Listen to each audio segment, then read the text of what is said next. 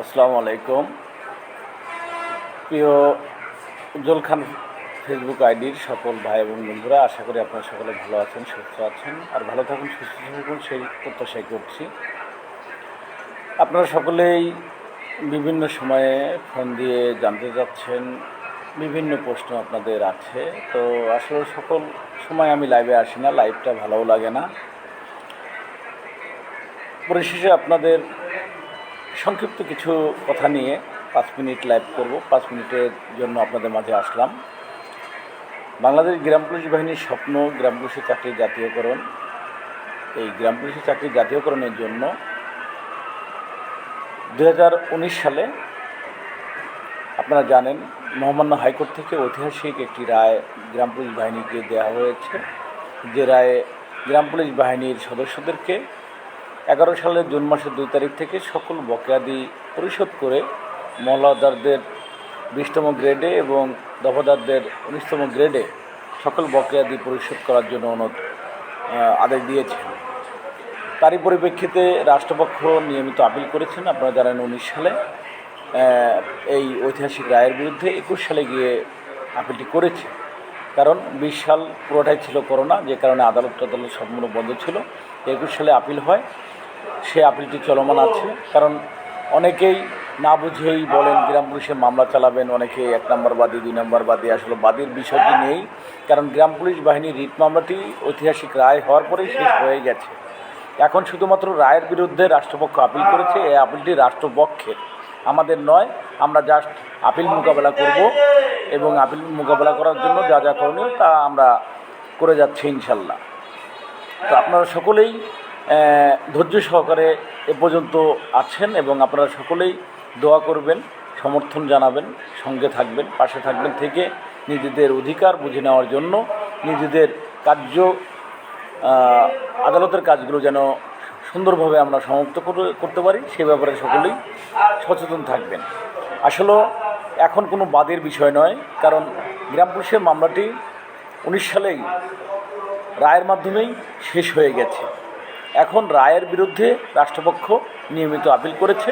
যারা এখনও এই বিষয়গুলি না বুঝে বিভিন্ন বিভ্রান্তকর তথ্য দিয়ে গ্রাম পুলিশের সদস্যদের ভাগ্য নিয়ে খেলতে যাচ্ছেন, আমি অনুরোধ করব ভিন্ন খাতে না গিয়ে আপনি যেখান থেকে এই কাজ করছেন না কেন, অবশ্যই গ্রাম পুলিশ বাহিনীর প্রতি যত্নবান হয়ে, যত্নশীল হয়ে কথা বলবেন এবং গ্রাম পুলিশ সদস্যদের ভাগ্য নিয়ে খেলার চেষ্টা করবেন না, অনুরোধ করছি।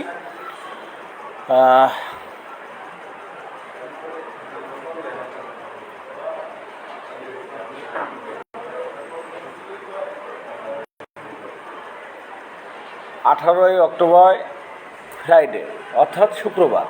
তো 18 তারিখে না খুললে কোর্ট খুলবে 20 তারিখে, ক্লিয়ার।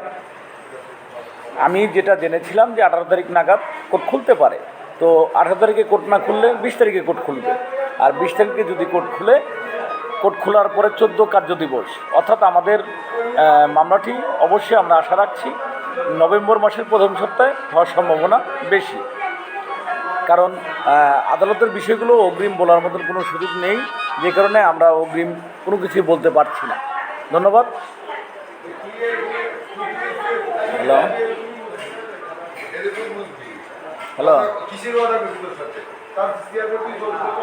হ্যাঁ, ও আচ্ছা, ঠিক আছে,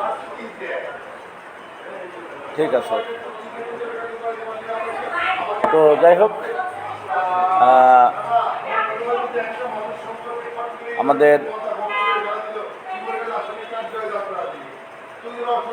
মানান ভাই, আপনাকেও ধন্যবাদ। আসলে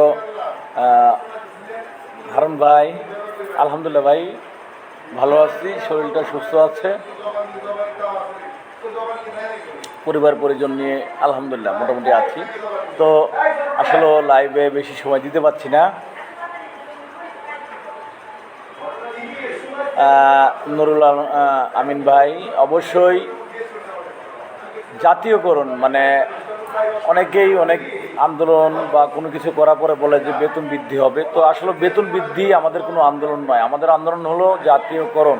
তো গ্রাম পুলিশের চাকরি যতক্ষণ পর্যন্ত জাতীয়করণ না হচ্ছে আমরা আইনিভাবে আমাদের কার্যক্রম অবশ্যই অব্যাহত রাখব এবং আপনারা সকলেই ঐক্যবদ্ধভাবে আমাদের গ্রাম পুলিশের স্বপ্নটি পূরণ করার জন্য সচেতন থাকবেন। কেউ যেন এই মামলা নিয়ে ভিন্ন খাতে নেওয়ার চেষ্টা না করতে পারে এবং গ্রাম পুলিশ বাহিনীর স্বপ্নকে নিয়ে না খেলতে পারে। ওয়ালাইকুম সালাম। ইনশাল্লাহ ভাই, আপনারাও ভালো থাকবেন। লাইভ ভিডিও যেন ঘন্টা 10 হয়।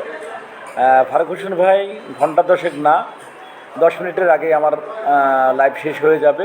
তো আমার লাইভে আপনার কোনো সমস্যা আছে কিনা জানি না। তো দেখছেন প্রতিনিয়তই ফোন আসার তালে আছে। তো আসলে বাস্তবতাটা হলো লাইভে এসে যে কথাগুলো বলে দেওয়া যায় সবাই জেনে নিতে পারে, কিন্তু ফোনে এত কথা বলা যায় না, তাই হয়তো বা লাইভে আসি। তো ফারুক হোসেন ভাই, আমার লাইভটি নিয়ে আপনি যে ব্যঙ্গস্বরূপ যে কমেন্টটা করেছেন, আমি ধন্যবাদ জানাচ্ছি আপনাকে। আপনারা লাইভ করেন, আমার লাইভ করার কোনো প্রয়োজন নাই, আর আমার লাইভের দরকারও নাই। কারণ কি তা জানেন? হাইকোর্টের রায়টি কিভাবে এনেছিলাম, নিজে কি হারিয়েছিলাম সেটা আগে জেনে নেবেন। আপনার চাকরি কত বছর আমি জানি না। তো সুপ্রিম কোর্টের আপিল ডিভিশন শেষ করার জন্যও কিন্তু ঘোষণা দিয়েছি, 1 টাকা আপনাদের লাগবে না। আমি উজ্জ্বল খান যদি বেঁচে থাকি, ব্যারিস্টার হুমায়ুন কবির পল্লব স্যার যদি বেঁচে থাকে, তাহলে আপনাদেরকে এই ঐতিহাসিক রায়টি বহাল রেখে আপনাদেরকে স্বপ্ন পূরণ করে তারপরে আপনাদের সামনে কথা বলবো, তাছাড়া নয়। তো লাইভ করলে সমস্যা, 14 সাল থেকে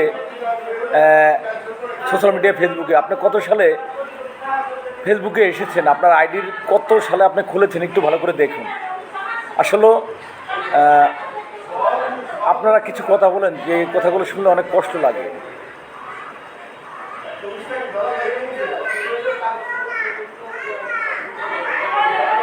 না, আমি রাগ করি না, রাগ করা যাবে না, কথা ঠিক আছে। কিন্তু ভাই, আমারও তো রক্ত মাংস গড়া শরীর, আমি তো অন্যের কোনো টাকায় চলি না, নিজের থেকে নিজে চলি। তো যে কারণে অনেক সময় কষ্ট হয় কিছু কমেন্ট দেখলে, নিজের প্রতি নিজের ঘৃণা হয়।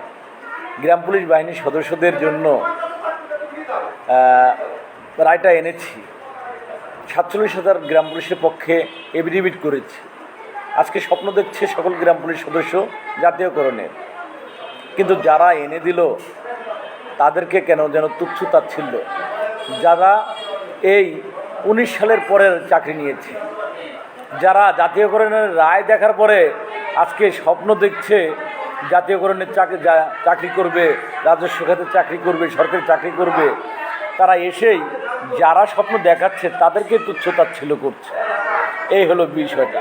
তো যাই হোক, সকলে ভালো থাকবেন, সুস্থ থাকবেন। ধন্যবাদ সকলকে। বিদায় নিচ্ছি লাইভ থেকে। লাইভ করার ইচ্ছা নাই, হয়তোবা কিছু কথা ছিল, বলার ইচ্ছা ছিল। তো যতটুকুই আপনাদের সাথে মেলাদিন পরে দেখা হলো। সকলে ভালো থাকবেন, সকলের প্রতি রইল শুভকামনা। আল্লাহ হাফেজ।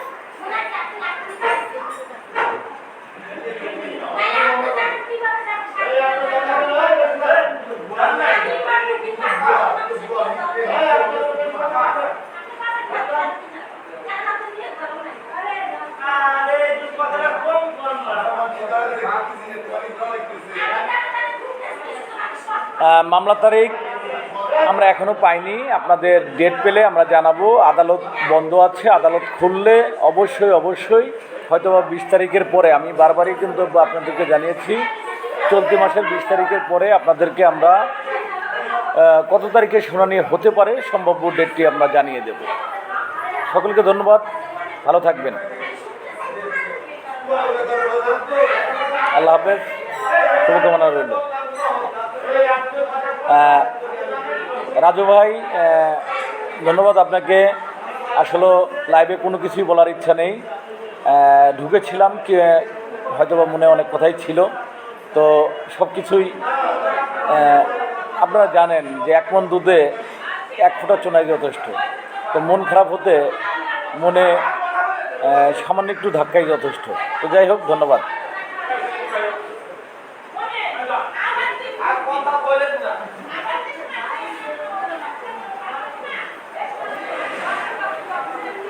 ফারুক ভাই, প্রয়োজনীয় কথা অল্প কথায় বলা ভালো, কিন্তু আপনারা যারা কমেন্ট করেন এই কমেন্টের উত্তরগুলো দিতে গেলে একটু সময় বেশি লেগে যায়, এই আর কি। তো আসলে ফারুক ভাই ধন্যবাদ আপনাকে, আপনাদেরকে। হয়তো আপনারা যেটা বোঝেন, আপনি ওই যে 10 ঘন্টা লাইভ চলুক এই কথাটা না বলতে পারতেন ভাই, অল্প সময়ের মধ্যে শেষ করে, কথাটা এমন হলেও হতো। তো যাই হোক, ধন্যবাদ আপনাকে। আপনাদের হয়তোবা যেই ভাবনাটা আমার ভিতরে সেই ভাবনা নেই, আপনারা যেটা বোঝেন আমি সেটা হয়তো বুঝি না। শিক্ষার তো শেষ নেই ভাই, হয়তোবা আপনাদের কাছ থেকে অনেক শিক্ষণীয় বিষয় আছে আমার। তো দোয়া করবেন এবং চেষ্টা করব আপনাদের কাছ থেকে কিছুটা হলেও বোঝার এবং জানার। না ফারুক ভাই ধন্যবাদ। আসলে লং টাইম লাইভ করাকে আমিও পছন্দ করি না, আর করিও না। তো ধন্যবাদ সকলকেই। কারোর মধ্যে এই কোনো অনুযোগ আমার নাই, সকলেই ঠিক আছে। আলহামদুলিল্লাহ ভাই, ভালো আছি।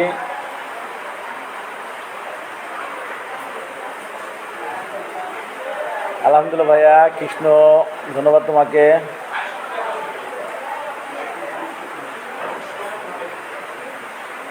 হ্যাঁ ভাই জানি, উপজেলা নির্বাচনের টাইমে কোনো ভাতা হয় নাই।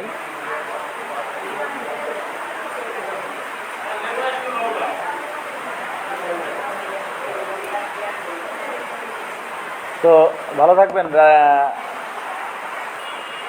সকলেই ভালো থাকবেন, কৃষ্ণ সহ। যাই হোক, আবার অন্য এক সময় আসবো। হ্যাঁ, আল্লাহ হাফেজ। বাইরে প্রচণ্ড বৃষ্টি হচ্ছে, তো প্রচণ্ড ব্যস্ততার মধ্যেই আজকে দিনটি পার হয়েছে। সকলের প্রতি শুভকামনা। আদালতের কাজগুলো যদি কেউ করতে চান, আমি এখনও বলি দায়িত্ববান কেউ যদি থাকেন আপনারা করতে পারেন। আমার ভাই ভালো লাগে না, কারণ একটা জিনিসই, স্ত্রী সন্তান নিয়ে তাদের পাশে থাকতে পারলেই, বাড়িতে থাকতে পারলেই, বা আমার ইউনিয়নের যে মানুষগুলো আছে যাদের ভালোবাসায় এ পর্যন্ত চলছি, তাদেরকে নিয়ে চলতে পারলেই ভালো লাগে। আমার ওই ঢাকা দৌড়াদৌড়ি ভাই, আমার শরীরের মনে হয় প্রতিটা হাড় নড়বড় হয়ে গেছে, কারণ অল্প টাকার গাড়িতে চড়ি তো।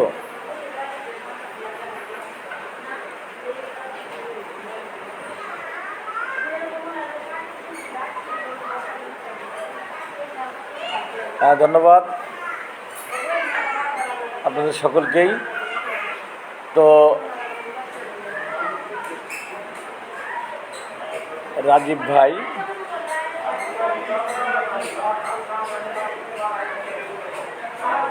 আমি লাইভে আসছি কেন, আসলাম।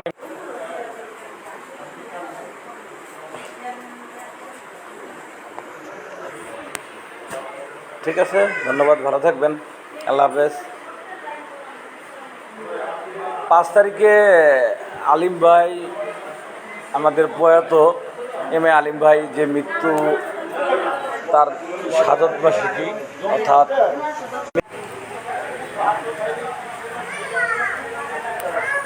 আলিম ভাইয়ের মৃত্যুবার্ষিকী। ভাইয়া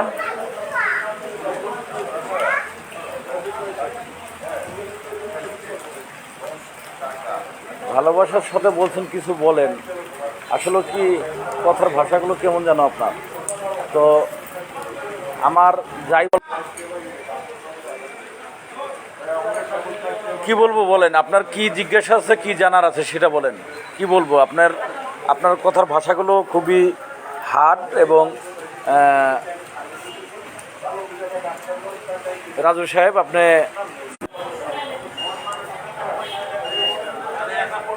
পাঁচ তারিখে এম এ আলিম ভাইয়ের মৃত্যু দিবস আর কি, সেই মৃত্যু দিবসে উপলক্ষেই এম এ আলিম ভাইয়ের ছোট ছেলে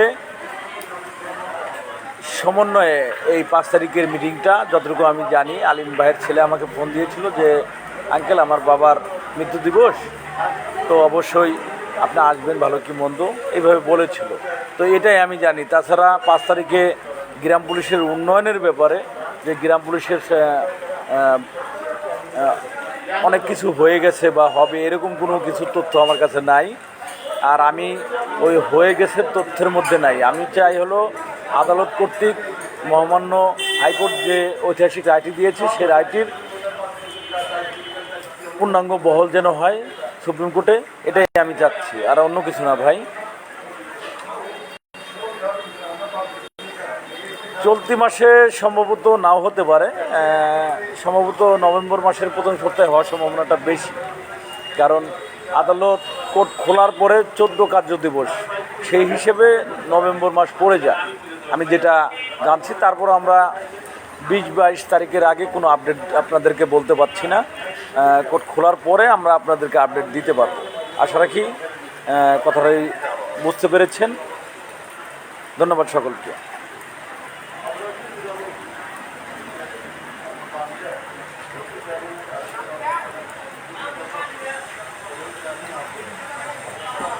না রাজু ভাই, ঠিক আছে, সমস্যা নাই।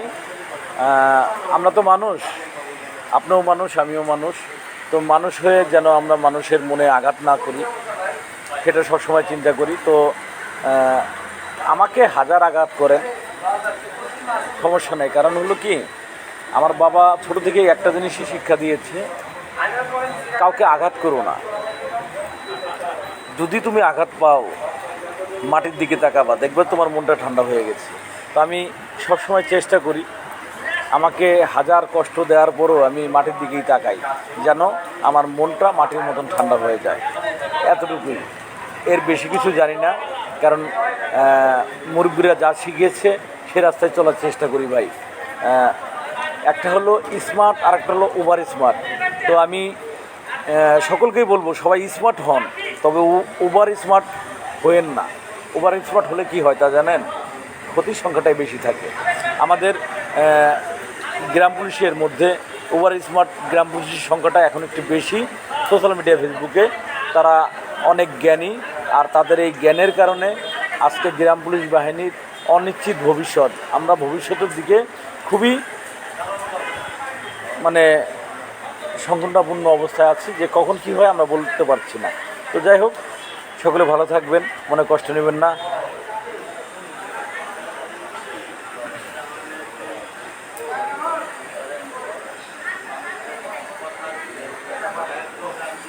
সকলে ভালো থাকবেন। আল্লাহ হাফেজ।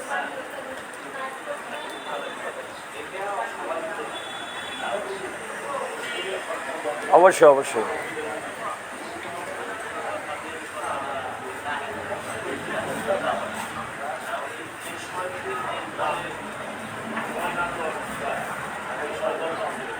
তো যাই হোক, ধন্যবাদ সকলকে। হয়তোবা কেউ কষ্ট দিতে চায় না, কষ্ট অনেকে পেয়ে যায়। কষ্টটা আসলে বর্তমান সবচেয়ে ফ্রি একটা জিনিস হলো কষ্ট। কষ্টটা দেয়া যতটা সহজ কিছু, আসলে সে কষ্টটা মন থেকে, আপনার বুক থেকে সরাতে হলে সেটা আবার দামি হয়ে যায়। তো যাই হোক, ধন্যবাদ সকলকে।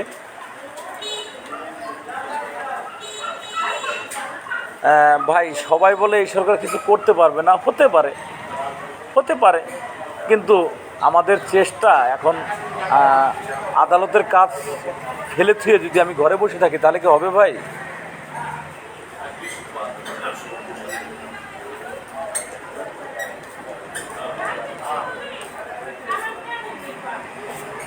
এই যে নো বিদায়, কি বললো, নো বিদায়। যাই হোক ভাই, কি লেখেন না লেখেন জানি না। তো আসলে স্মার্ট সবাই হওয়া উচিত, কারণ ডিজিটাল যুগে সবাই স্মার্ট হোক, কিন্তু ওভার স্মার্ট কেউ হবেন না, এটুকু আপনাদের কাছে অনুরোধ। তো ধন্যবাদ সকলকে, ভালো থাকবেন, আল্লাহ হাফেজ।